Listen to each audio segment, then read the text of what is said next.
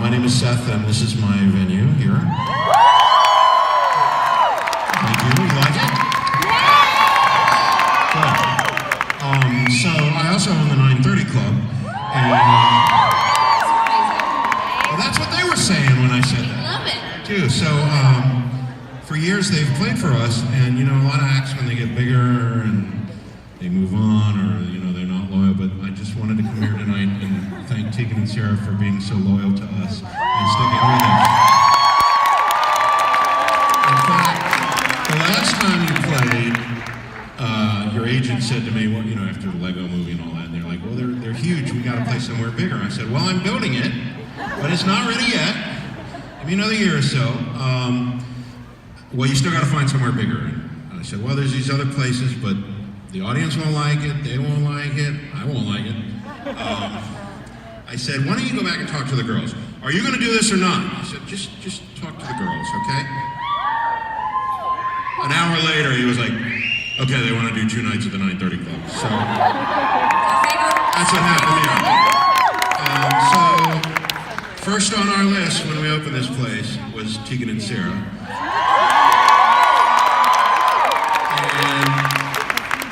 And when we booked it, the same agent said, well, you ought to give them something for their foundation. I said, what's their foundation? He said, it's called the Tegan and Sara Foundation. I said, how'd they come up with that name? That's weird. Anyway, I don't really, you know, if I did that every time someone wanted me to give to something, I'd be broke. But I looked it up, and quickly I saw that it was about the LGBT community, which the 930 Club has a long, long history with, way before rainbow flags and all that. And anything I can do to counter the asshole up the street there. If I had my way, the marquee would say, impeach Trump now. Okay? Maybe I'll go back in the control room and anyway, so I did want to give them, I've done a lot in my career, but one thing I've never done that I've always wanted to do is to do one of those big giant checks that people, so. No. All right.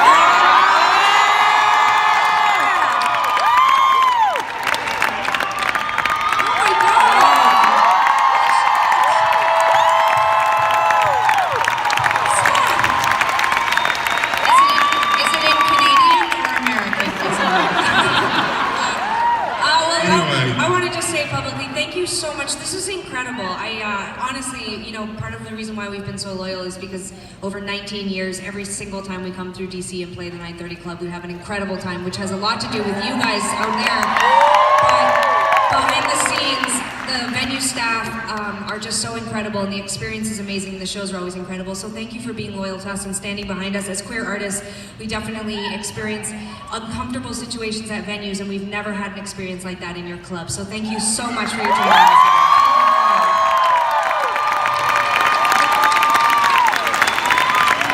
We got a big check!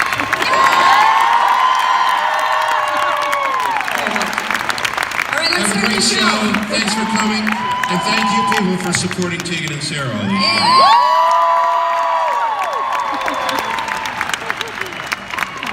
Hey you guys, thanks so much for coming. You ready for the con?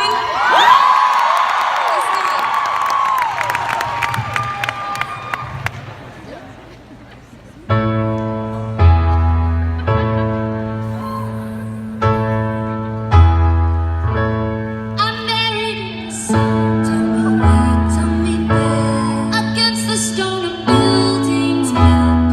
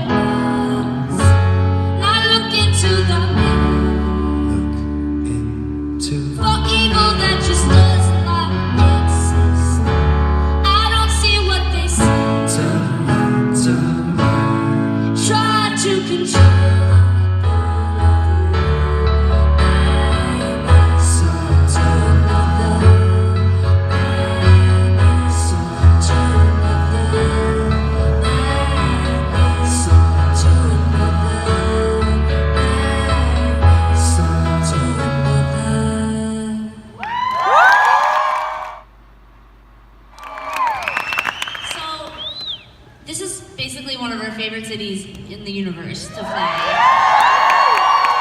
We just always have a good time, so don't ruin it. Yeah, don't ruin it. It is sort of weird not to be at the 9:30 Club, but we're happy to be here. And the last time that we were here, we played two shows that to me stand out as maybe some of the most exhilarating, fun, and sort of special shows of our career, which were quickly followed by one of the most traumatizing experiences of our life, which was Election Day. And we were sort of arrogantly convinced that it was going to go a different direction, and so it's actually very triggering to be back here with you. Because all I keep thinking is, maybe it would be better if the show was a total piece of shit, because maybe something good will happen tomorrow. And if this one goes well, we could get really fucked. We don't know. And given that Donald Trump is currently tweeting some of the dumbest shit I've ever seen, just like in the last hour, probably it's all over. So, anyways, I guess if we have to spend our last day here on Earth, it's appropriate that it's back in DC once again. We are here to celebrate. We are here to celebrate. Hopefully, just kidding. We are. Okay. Sarah's in the timeout circle for a minute. We're here to celebrate the 10-year anniversary of our record, The Con. It was an important record, not only for us, but we have been told potentially millions of times between the time where it came out and today how seminal and important it was to you guys in the audience. Even if you discovered it 2 years ago, it's one of those records that I think really kind of like speaks directly to people's hearts and injured parts, and I think that it's a record that I think has held up over 10 years, and we're very proud to be out playing it. We've never ever considered doing this for another record, so we're so thrilled that it's this record that we're playing start to finish. But just so you know, after we finish playing it, because it goes by pretty quick, we do play a handful of other songs from other equally depressing records. So it's a full evening of, oh yeah, that song is sad, but without all the keyboards. Yeah, like I didn't notice how depressing Closer really is. My God, how did I not? I thought that was a makeout song, but it's actually a song about my body and identity and finding the person who's gonna respect me and who I am. You're gonna see some major revelations are gonna happen tonight, and yeah, we're really excited. But before we jump into that, we do want to just say, seriously, thank you so much for coming and celebrating with us, because it has been 19 years and 8 records, and we know that you could go somewhere else, and we weren't here that long ago. So thanks for showing up for tonight. It means a lot to us, really. We try to do our best to do light banter and comedy in between the songs so that you don't get up and leave, because it just becomes too much, the weight of the anxiety of this record. So we'll check back in with you in a few songs, but this next one is the title track is called The Con.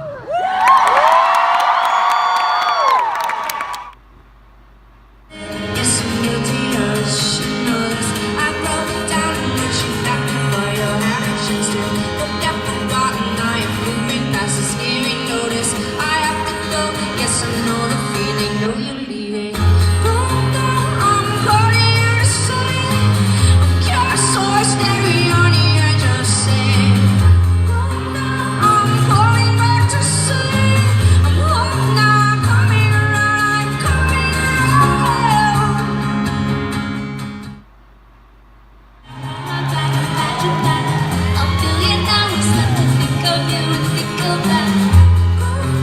I'm calling you to say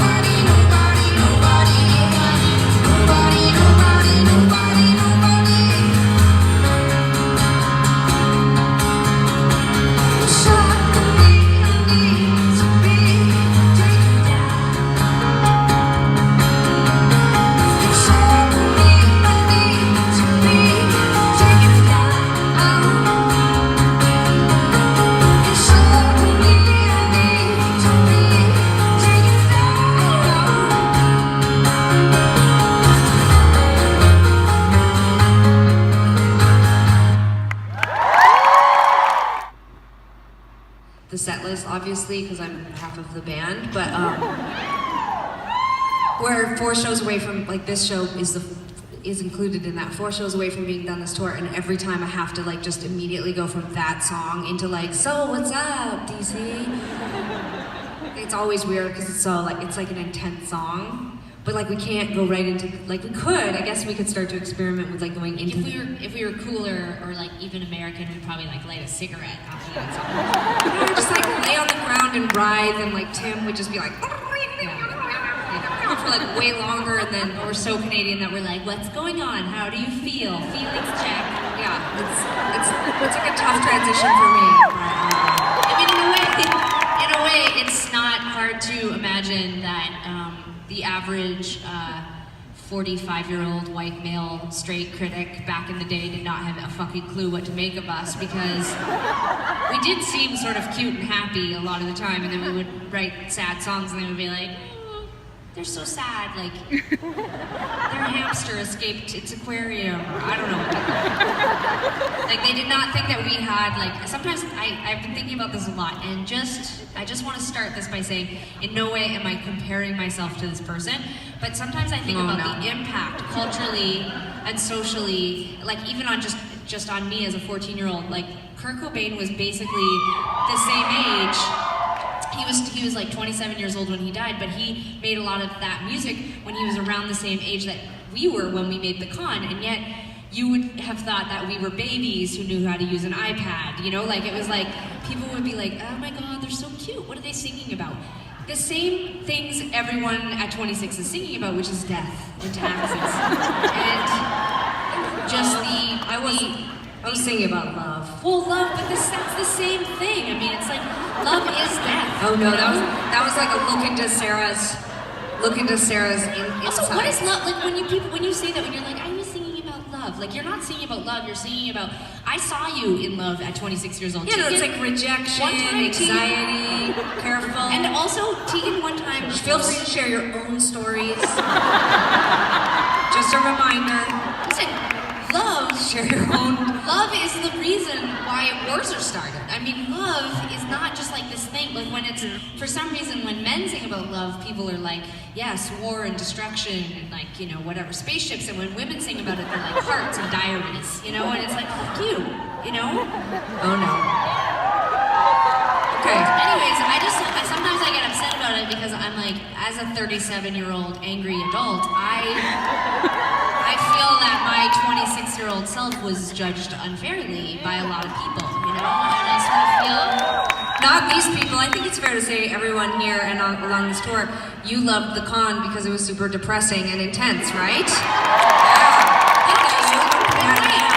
Not just depressing and intense. I'm telling you right now, like, I am someone who has, and I mean, this could just be me, but I have done... You know, since the con, I have done 10 years of very expensive therapy. I've had a lot of life experience.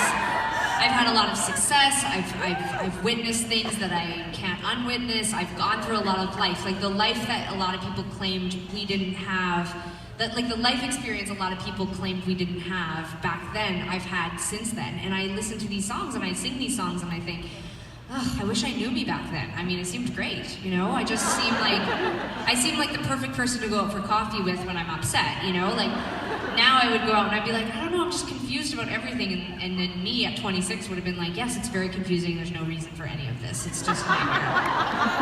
Like, me would have been like, back then I would have just been so much more honest about the way that I experience life. Whereas, like, now I'm like, but we're so lucky, right? Hashtag luck, you know? And like, I try to put I put a hashtag luck. Hashtag horseshoe. And I just sort of feel like, you know, hashtag shamrock. Like, I've really flown and stuff. But at 26, I would have been like, eat shit, you know? So, anyways, it's actually a real delight to go back into the sort of self-analysis and self-absorption of these songs, which brings us to the single from the record, which is Back in Your Head. Here we go.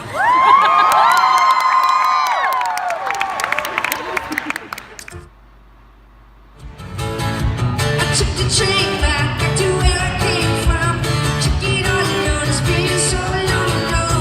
Not to me, felt my heart sink with no air.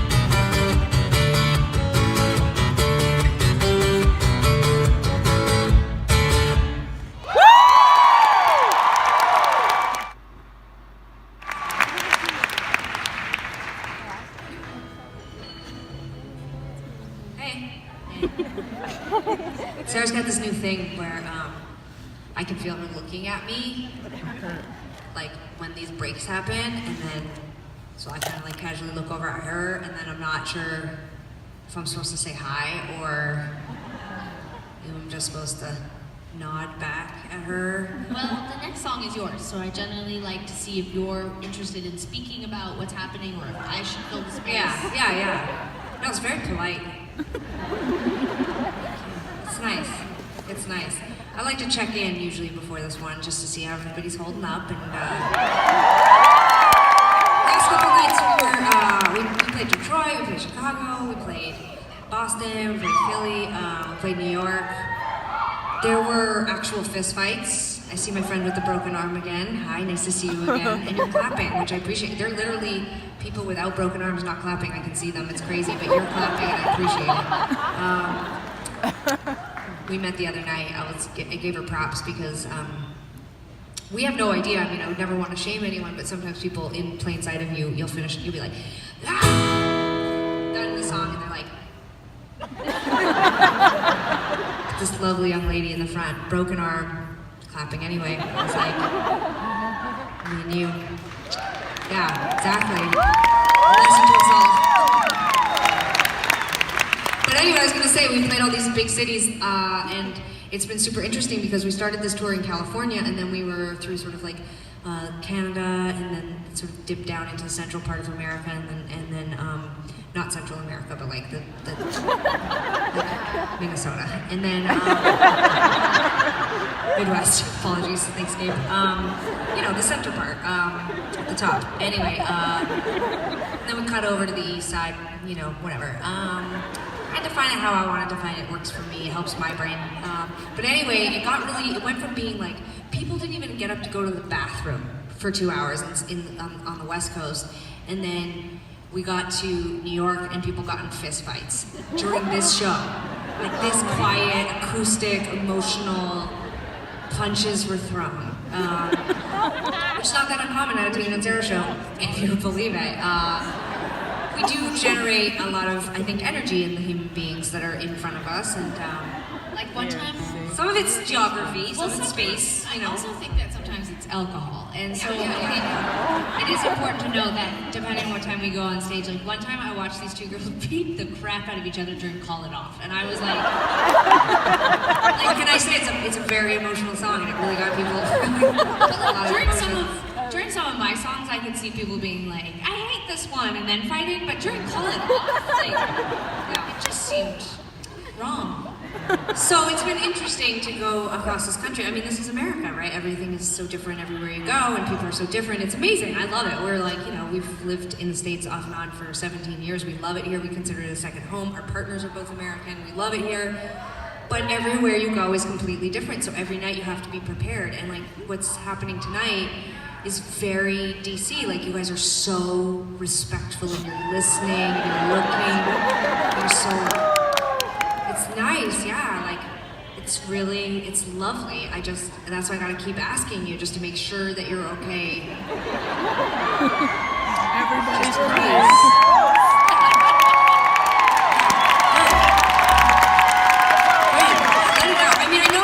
We've been talking about this the whole tour, that it is a quiet acoustic tour, so we don't want to get people too amped amped up because then they punch each other. So it's like we want to keep people like casually enjoying themselves, but like at like a 6 on the volume knob. And anyway, this next song is a song where I never saw anyone punch another person, but I did see so many tears over the last 10 years. It almost makes me feel bad sometimes that I make people cry in person, but the song has also given us an inside joke with every single person in our close group of friends, which is that anytime anyone says call me for any reason, sorry, excuse me, oh, for fuck's sake. Anytime anyone says, no mom, you can't make up the joke. Yeah, you can just slip it in later. No, I'm gonna just do it now, I don't care. I can't do the 19th song, we're on number 19. Call me. If someone says 19 in any context, even if it makes 0 sense, you say, call me. And it always makes us laugh. Always, always, always. Which feels cruel because the song makes everyone cry when you play it, but you'll see, start to put it into your life. It's really funny. Like when someone in the elevator says, which floor of the hotel are you on? And they say 19, and you turn around and you say, call me. No, don't do that there. That's actually okay, well here it is, so thanks so much.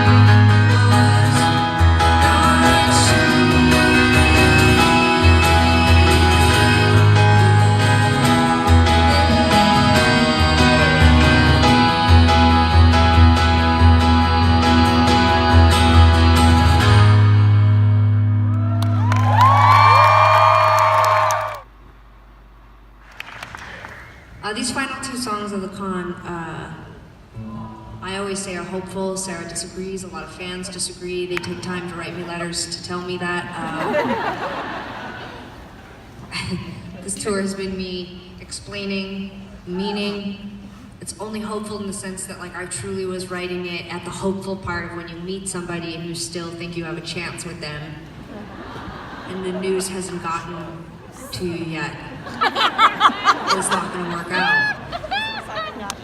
But then the reason why it remains hopeful even when it doesn't work out is because a couple years go by and then you get them, and then those songs go back into the hopeful category again. So they're hopeful. There's no debate.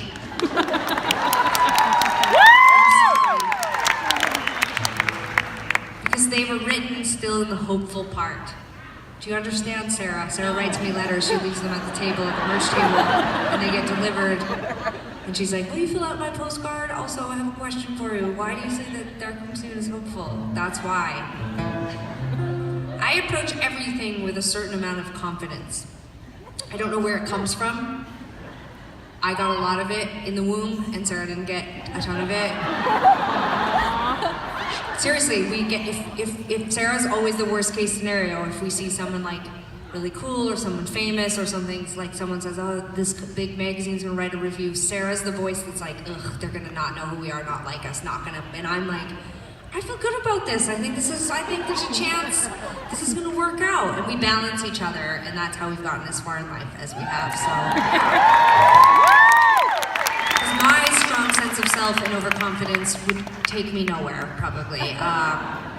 But Sarah's there to remind me, settle down, and then she's kind of like, and I'm like, you know what? I think you've gotta turn that frown upside down. I think we've got stuff.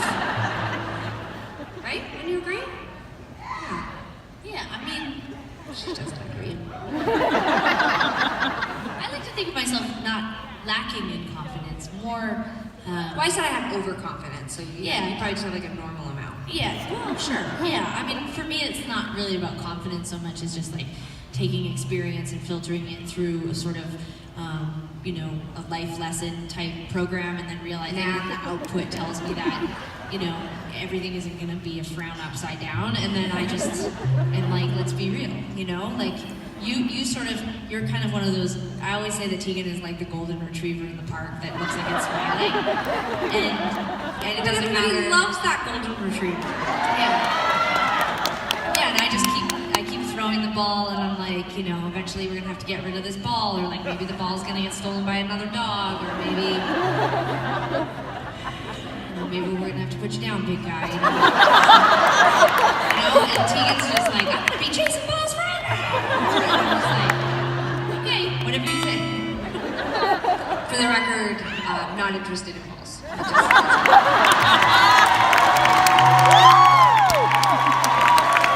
was with you for the balls.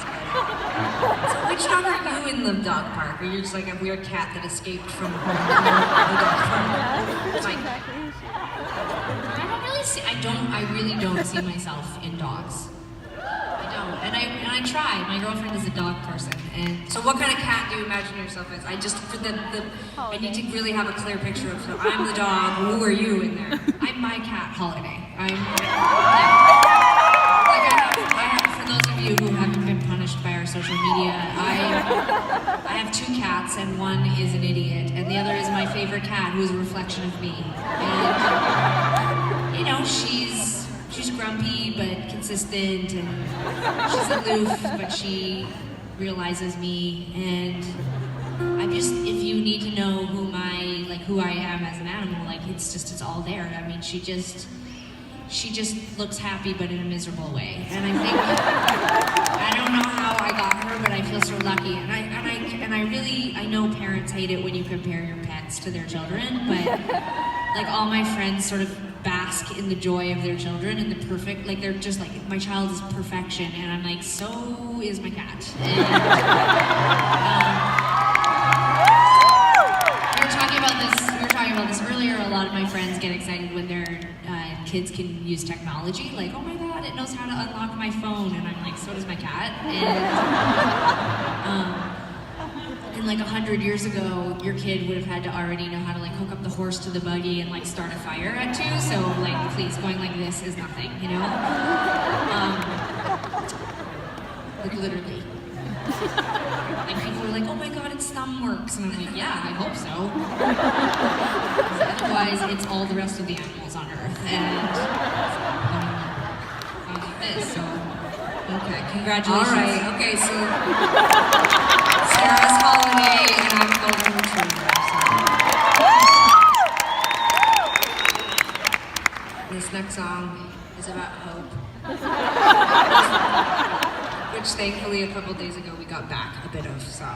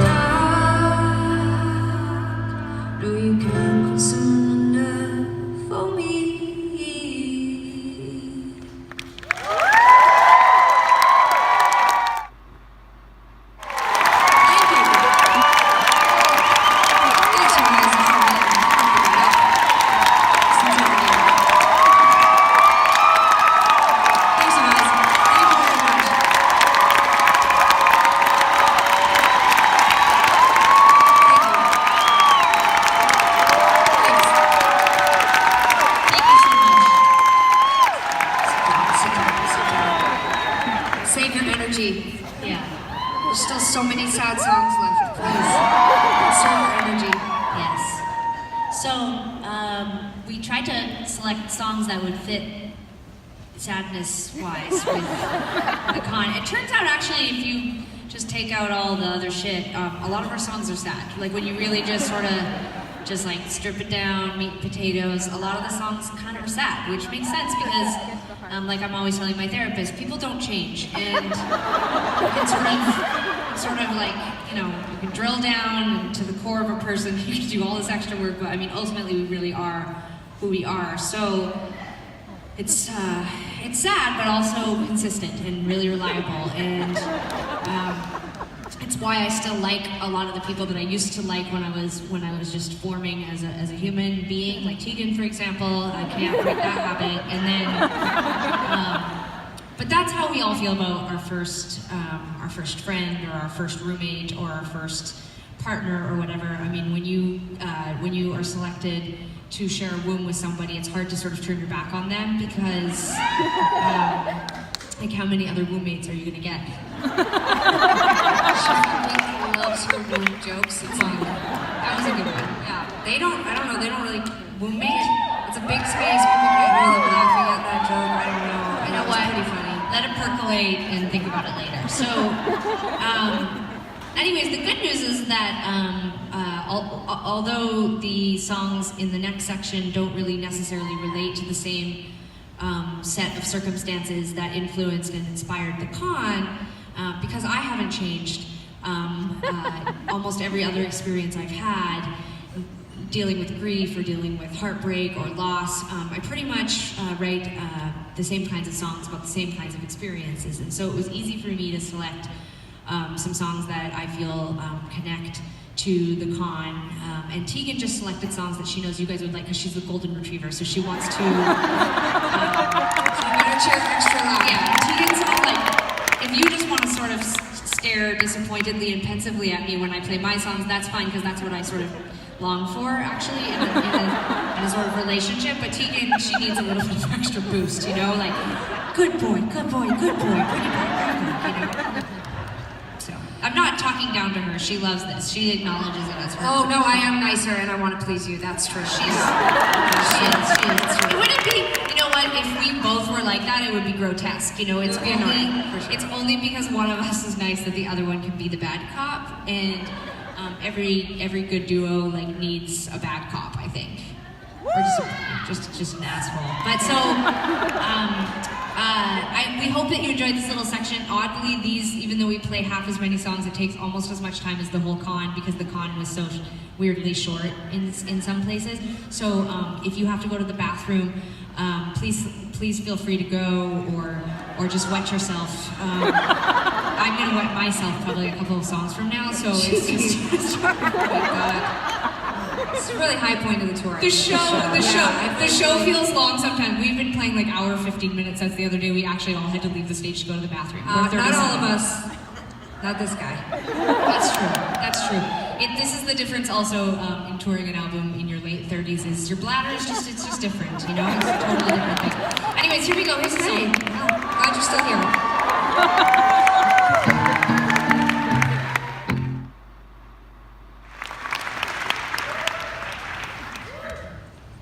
Hey. You can do the band introductions tonight. May I? You may. These are big shoes to fill. Tegan often does the band introductions. She does them well. She does them entertainingly. She often, I think this could almost be called the highlight of the show, so there's no pressure here for me. And I'm gonna just do the opposite of what Tegan normally does. What if I just like, fuck the introductions? All right, moving on. All right, so this is such a fun tour for us, because oftentimes there's a lot of moving parts, and there's a lot of people, and there's a lot of things that are happening, but this is quite an intimate show, and we spent a lot of time with the two gentlemen on stage over the last month and a half, and they do such an amazing job, and they are, they're invested in the music and in us and in this whole tour in a way that feels incredibly, it's very touching, and it's very, and it's not that we've had a bunch of jerks touring with us in the past, but I think at this age to reapproach this music and to have this kind of intimate connection is actually unusual, and I really think it starts with what I think is the heart of the band right now, which is Gabriel McNair. Give him a round of applause.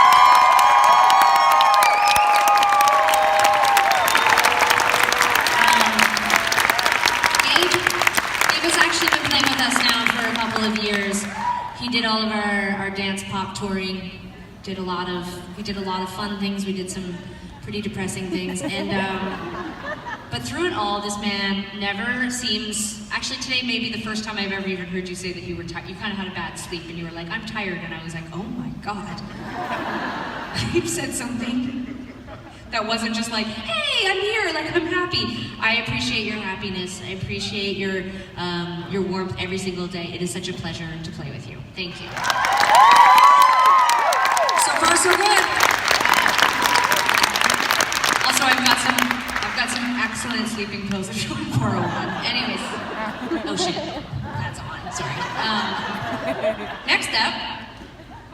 We've known this guy for quite a while, although I will have to be honest that some of our early time spent together, I don't remember much. Do you remember much? No, me either. We were having some fun times in our 20s, and we toured together. We were in different bands, but we did spend some time together, and those stories are fun, and they're not your business. So,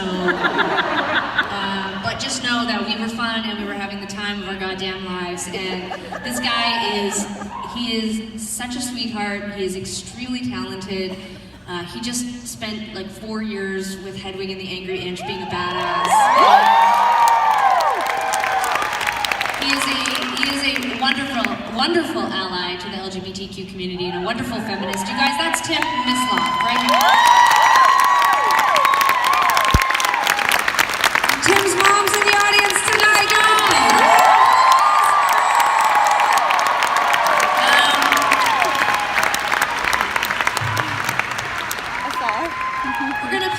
We're gonna play a song now that Tegan wrote when we were just babes, just little tiny, barely in our 20s, just starting out our lives.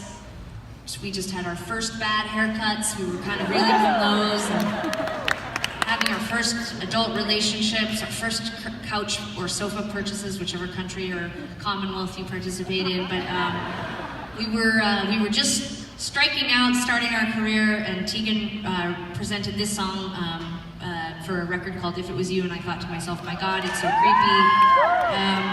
The lyrics actually were a bit unsettling, and I worried about her, and it's turned out to be one of our most asked for, requested, and appreciated songs. So here we go. Tegan, give her a big round of applause. Tegan Quinn, Tegan and Sara Banter.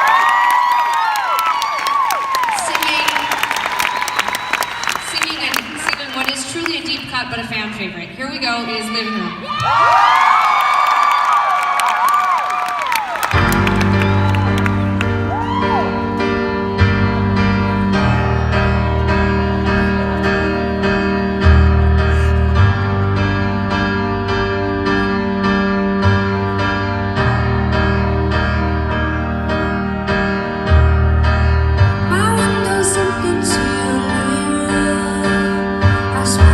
Afternoon on top of you.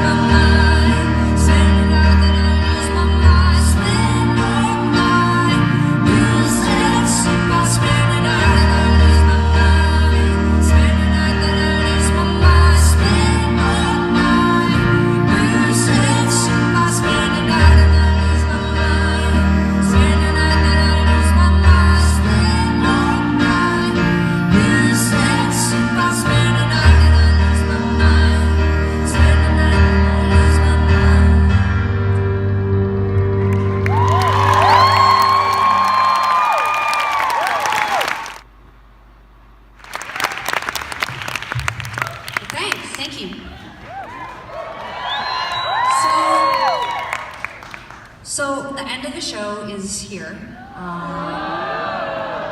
Depending on how the next bit goes, you either get 2 songs or 1. So it's really, I know.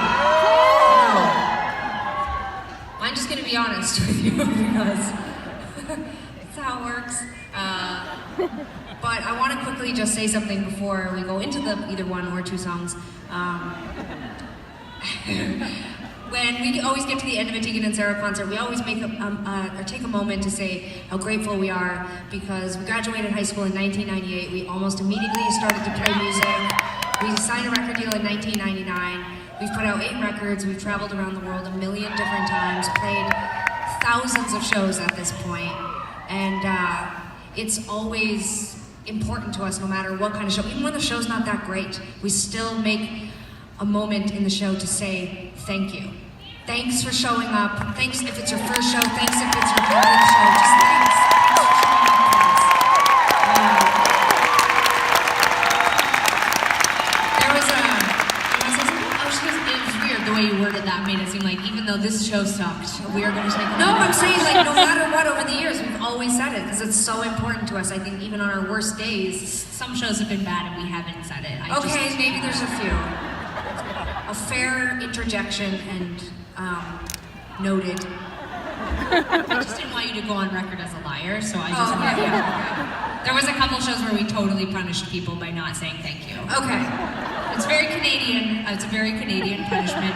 But we left the stage and we were like, good night. That's true. There have definitely been times where we have not been grateful for the audience in front of us, but we are so grateful that we have had the career that we have. And a few years ago, I mean, many times in our career, we've made a left turn or made a choice that might have seemed a bit wild, but has, you know, kind of benefited us, and it was sort of a calculated thing. Like we did a remix of Back in Your Head with the artist Tiesto. And you cheer now, but when it happened, a lot of people were like, why would you do that?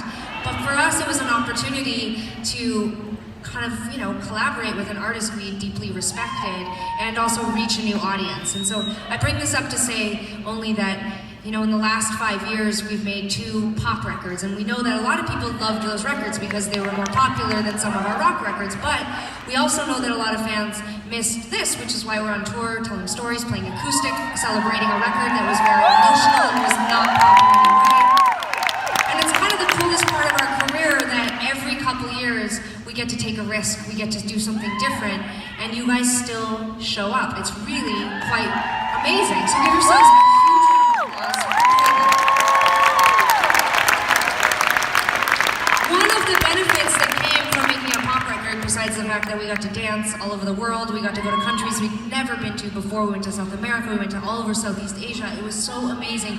We got letters from people all over the world who had never seen an openly queer female artist on the radio, who'd never seen them on television. They were so profoundly touched that they actually found the address on our website and wrote a letter to us. It was so moving for Sarah and I. We would go backstage and there would just be piles of letters from people saying, some from parents or friends saying, you know, I worry about my friend or my child because I know that they're queer, and seeing you guys live your life and be happy and be accepted in the mainstream, it makes me feel like I can get up and go to my job, or I can go and be the person that I am, and it moved us tremendously.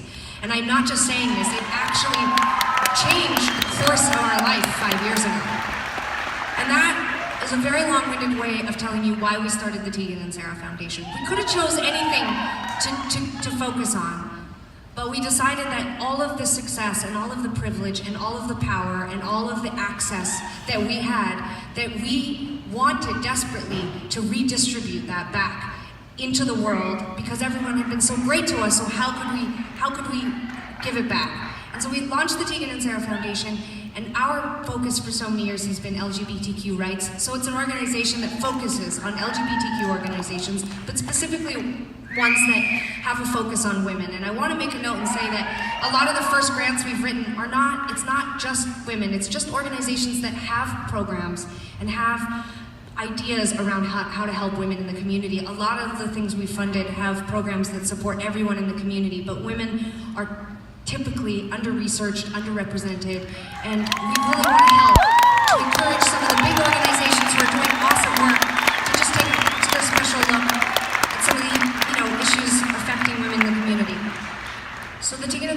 Foundation tonight is going to get a portion of your ticket. We're going to donate a portion of your ticket to the foundation. So you are already giving, which is so fucking awesome, even if you didn't know, surprise.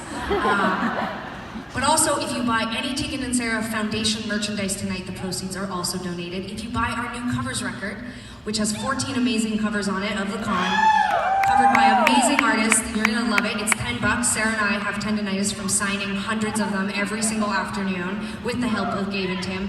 They're for sale here tonight as well. But also, my mom is here tonight, and my mom is gonna be here tonight, and she's gonna be at the Tegan and Sara Foundation booth with an amazing group of Tegan and Sara volunteers who have been now at multiple shows donating their time, volunteering for the Tegan and Sara Foundation. We've got postcards with information so that you can find out more about the Tegan and Sara Foundation. There's pins by donation, all of those things that I just told you about the CD and the stuff. And also my mom's there, so really think of how she's gonna feel at the end of the night if you don't walk over there and give her at least like $1 and say, hey Sonia, yeah, we totally think LGBTQ rights are important, so we just want to give you $1. And she's going to say, really, just $1 if you can't afford $10? It's going to be cool, you're going to love it, it's going to be a great experience. Before I conclude this, I just want to make note though, and it's really important for me to say this, I know it's important to Sarah too. Even if that's it for you and you don't care and you're focused on climate change or Stray Cat Alliance or Planned Parenthood, I just want to say that's awesome. Be involved, care about something. If you're already giving, that is amazing. The thing that really surprised us was to find out how many people weren't giving. How many people were concerned about where their money was going. How many people didn't feel, even amidst all of the chaos in our world right now, that they could help. You can help. This is a queer, female, feminist-fronted indie rock band who's lasted almost 20 years.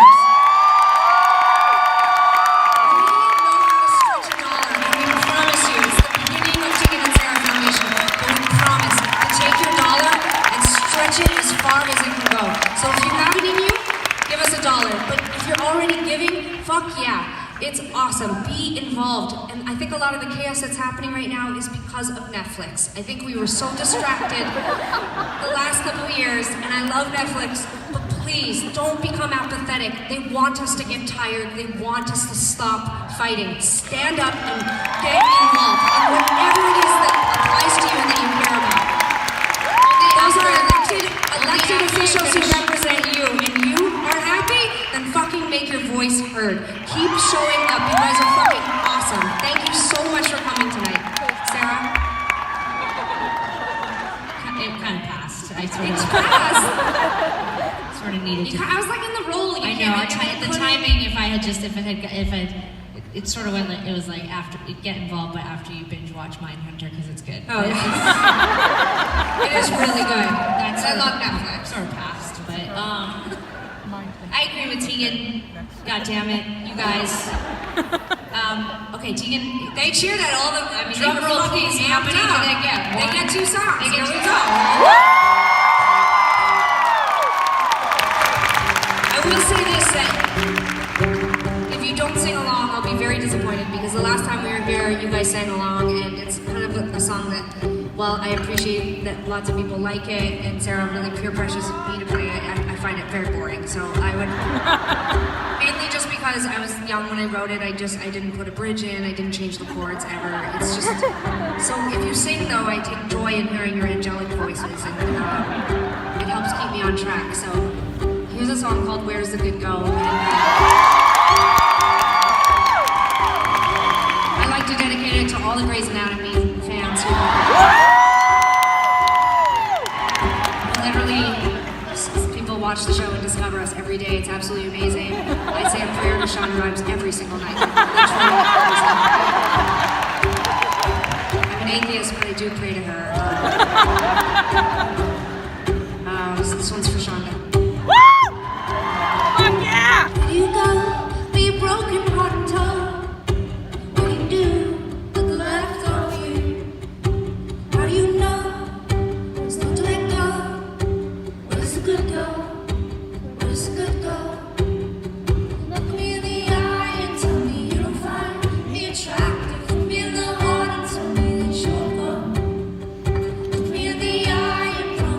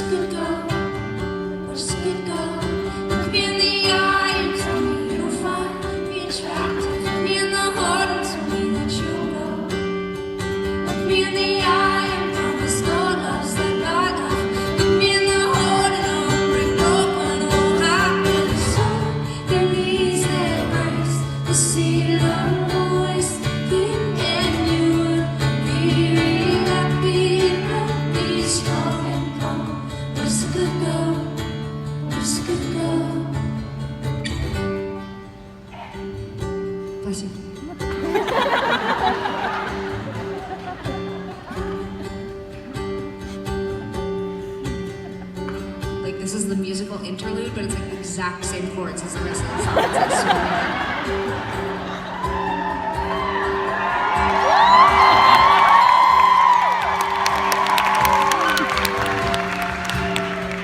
Look me in the eye and tell me you don't find me attractive. Look me in the heart and tell me that you'll go. Look me in the eye and promise no one else that I know.